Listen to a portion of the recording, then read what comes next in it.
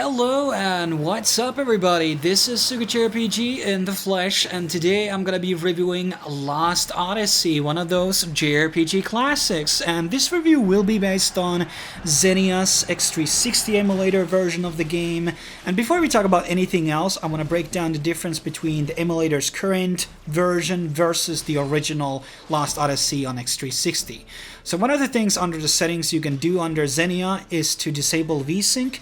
This allows you to have a higher FPS in the game. The original game was locked into 30 to 31 FPS, which felt very slow, especially transitioning into combat inside the game, which I didn't like. But after I switched the FPS higher, which was able to go around 70 to 110 during certain segments of the game, it definitely felt like a very new experience, very smooth. It felt like playing a modern game, alongside with the other change that I did, which was to double the resolution.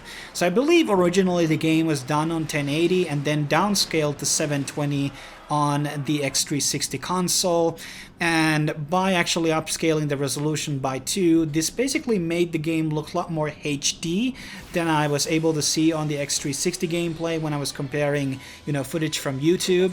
And this kind of made the game look like a HD version in its own, compared to like Resonance of Fate, Final Fantasy XIII Trilogy, or Star Ocean 4, which were from games from the same console and era. And in a lot of ways, this emulator version is a HD remaster in its own with these settings. Now, there are some issues still, which I want to address. One of them is this shadow flickering issue, which happens on the models sometimes, where these shadows are starting to appear in certain cutscenes and certain parts around the world map. Never happen actually in combat, by the way.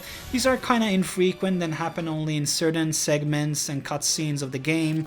So I was able to kind of look past them. They didn't really annoy me because they were not that frequent throughout the game. So far there has been no fix for this. Other issue lies on the audio. So I was playing the game, by the way, on the Japanese audio, which is definitely better than the English one. Things get lost in translation, and maybe the dialogue kind of gets dumber for English audience, often not. So play on the Japanese dub. Now there are maybe 4 cutscenes in the game where there's no audio at all, and you can fix this sometimes by just rebooting the game. So make sure to save, and then just reload the game, restart the emulator, and sometimes the audio is back. And sometimes it's not, okay? And that's one of the problems. But as I said, like 4 cutscenes out of like 100 or something, it wasn't that bad. Now, then there's another issue where the audio is in a bit of a delay from the lip syncing, so 0.5 seconds or something. You can fix this by pausing the game and then unpausing. This usually fixes this problem. And then there's a one cutscene on disc 3 on a train that is about to freeze over. And you basically have to skip this cutscene or half of the cutscene, and then basically you can pass this through. But so far, there's no fixes for this. Maybe in future there will be. So overall, the emulator version of the game is great. I think it does a lot of miracles for the old game in terms of this higher resolution and also having a higher FPS inside the game. It feels like a game that could have been made in 2016 or something. But let's get into now on the actual review portion of the other parts of the game, starting with settings. So this takes place in, on a world which is kind of like feudalistic in a lot of ways, and now there's just been a magical industrial revolution, which allows people to basically build cars and other types of steampunk devices which are running through magic, which is like a conduit of electricity in a lot of ways in the story and in the world. So basically people have been able to build tanks and cars and ships and things like that, which are fueled by magic. And that's good and dandy and makes it kind of feel like a bit of a steampunk type of a game. I wouldn't call it fully steampunk. There's still like a lot of fantasy elements. It's not like only one of the game characters is like using a gun. A lot of the people still use swords and batons and other things and staffs. So it's a very fantasy-esque in a lot of ways, but it has glimpses of steampunk there and there, kind of akin to Final Fantasy IX when you think about it. And there's a lot of correlation with Final Fantasy IX in a lot of ways with this game. And our main character is called Kaim, and he starts out being in this giant war, and he's whacking out some soldiers. Then a giant meteor hits the field of the battle, and everybody dies except Kaim. And then they find out that Kaim is actually indeed an immortal. And, he is also 1,000 years old. And then it turns out there's these other immortals in the world. They all have lost their memory. Okay. And that's kind of like one of the premises of the game. So Kaim and, the other immortals, which will join up later to the party, will basically start to find out why they lost their memory. They go on, like the game's name, into this bit of an odyssey to basically stop the bad guy. I think that's pretty much the plot line throughout the game. There's some other side plot lines like stopping the war or saving someone, but for the most part, stop the bad guy is basically the whole mission from disc 1 onwards, and maybe even like already on disc 1. And the main villain, which is Gongora, he is, I think he's like a run-of-the-mill villain, but one of the things I like about him, compared to some other JRPGs, he's built it up from the very beginning.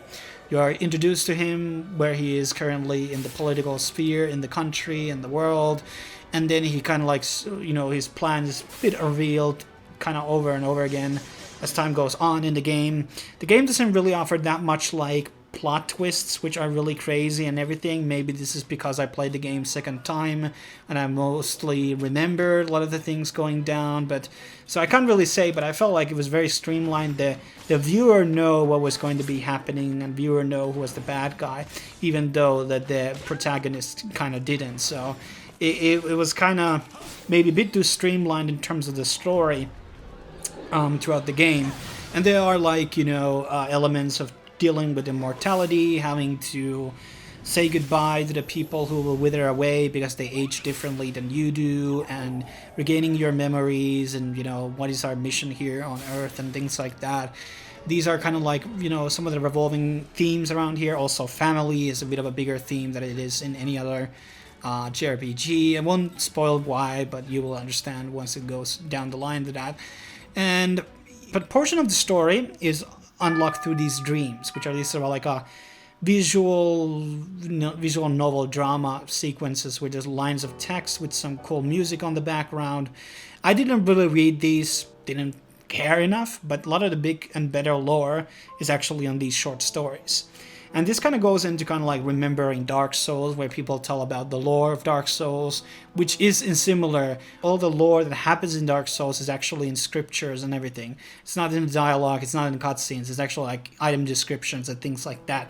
You have to get really digging into the world to understand what's going into the world. And this felt like the same thing. You really had to watch and, read basically all the dreams to basically get more out of the characters and their stories, basically. There's like around 33 of these in the game, and you can unlock them by talking to NPCs and sequences and events that happen in towns and dungeons, essentially. So that's pretty much what I have to say about kind of like the setting here. There's 9 different characters, which 4 of them are immortals, and 5 of them are mortals. The immortal mechanic also plays into the gameplay, so if the immortals gets dead in the actual combat, they resurrect after 3 turns, kind of playing homage to the fact that they are indeed immortals, which is a very, very cool element to the game, but also has some issues to that, which we'll address in a second after we have talked about the characters. So the main character is called Kaim. He is the main protagonist, lost his memory, kind of monotone in a lot of ways. His voice actor is very interesting choice. He does have a very different vibe from a lot of other main characters that I've felt, because he's very old. Obviously, physically, he's not old, but he's not emo. He's not like goth. He's kind of like an interesting bunch. Then there's the Seth Balmore, which is kind of like the energetic pirate girl. Then you have Ming Numara, which is the queen of a nation. And then you have Sarah, which is kind of like a love interest here for Kaim. The problem with Sarah and Ming was that these 2 characters were way too similar in their character archetype. They didn't really differentiate from each other, and in so many ways, one of them could have been erased and just blended into a one character. I think this was probably the weakest characters in the bunch. And then there's 2 kids, Cook and Mac.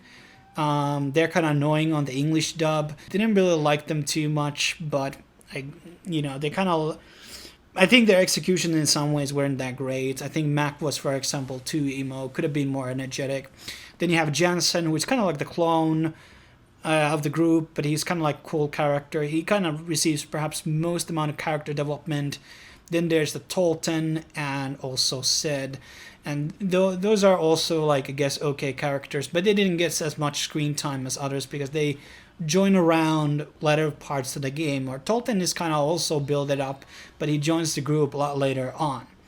So I think the characters are overall okay, but some of them are kind of lacking. Now let's talk about a bit of the combat system inside the game. So the combat is very similar to, traditional Final Fantasy game, more like Final Fantasy X, because there's not like active time battle. You can take your time to decide your strategy, and everybody basically does the decisions at the same time, and then they will be put into a line order, who acts first and everything like that. If you have a speed buff, you act basically faster on the line, and then there's like debuffs which can make you act slower and stuff like that, and certain abilities take multiple turns to basically cast, etc. And then there's like these GC system, which basically creates front line and back line.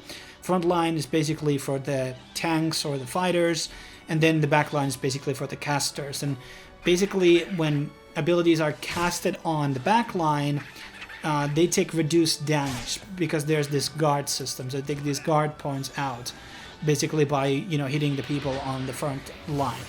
And I think this system was pretty great overall. I think it introduced a bit of a uniqueness into the Lost Odyssey's combat system.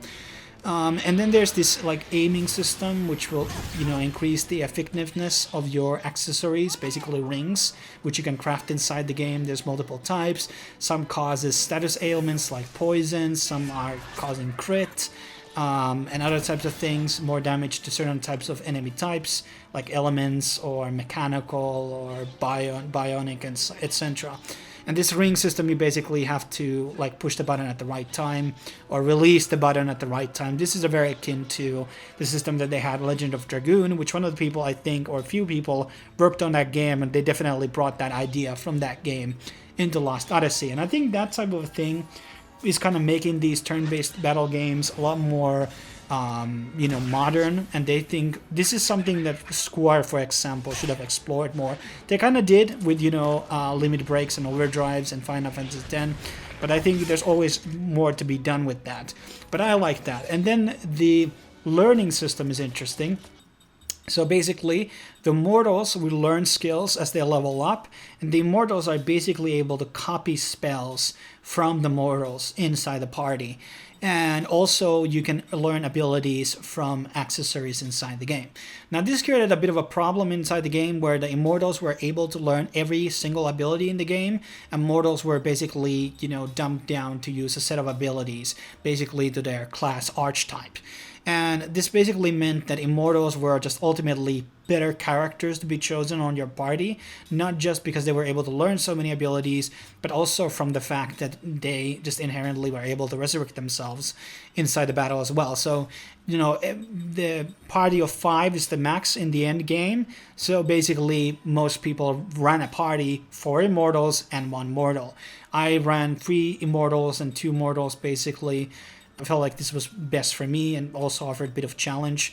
But overall, this was not a great gameplay design choice. And in the beginning, you're able to learn abilities on a very good pacing, but then later down, you're learning so many abilities, you're not basically able to learn all of them.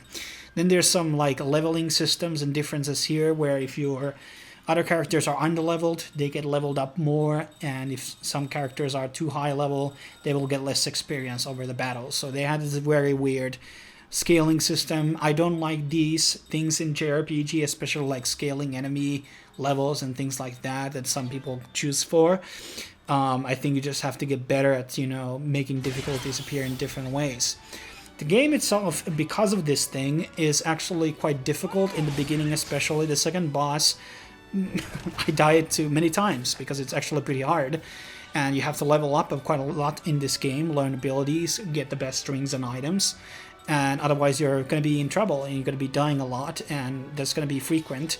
So grinding is kind of required in this game in some ways, unless you're very brilliant strategist.